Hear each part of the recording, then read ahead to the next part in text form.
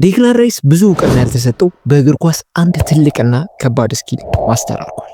እሱን ደግሞ በትናንትና ጎሎች መታዘብ እንችላለን። የመጀመሪያውን ጎል ሲኩዌንሱን ከተመለከታችሁት የዮኬሬሽ ትግልና እንቅስቃሴ አራት ሴንተር ባኮችን ቦክሳችሁ ውስጥ ፒን አድርጎ ያስቀራል። አለፍ ብላችሁ ካስተዋላችሁ ደግሞ ሴሜኒዮ ትኩረቱ የኢንካፔራል ላይ ነው። ይህ ሁሉ ነገር አንፎልድ ሲያደርግ ፍሬም ውስጥ ግን ግብ አስቆጣሪ ተጫዋች ዴክላን ራይስ የለም። ይሄ ደግሞ ኢንቴንሽናል ነው። በየትኛውም ጌም ላይ በእርግጥ ሊገርማችሁ ይችላል።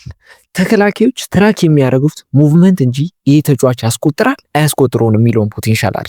ራይስ ደግሞ እንደ አንድ ኤሊት ሚድፊልደር ራሱን እርሊ ሳጥን ውስጥ ፖዚሽን ባለማድረግና የትኩረት ማዕከል ከመሆን ይቆጠባል እና ይጠብቃል። ይሄ ደግሞ በራሱ ትልቅ ዲሲፕሊን ይፈልጋል። ሞመንትስ ሌተር ካስተዋላችሁ አሁን ሁሉም የሴሪዎቹ ተጫዋቾች ፊታቸውን ለጎላቸው ሰጥቶ ነው የሚከላከሉት።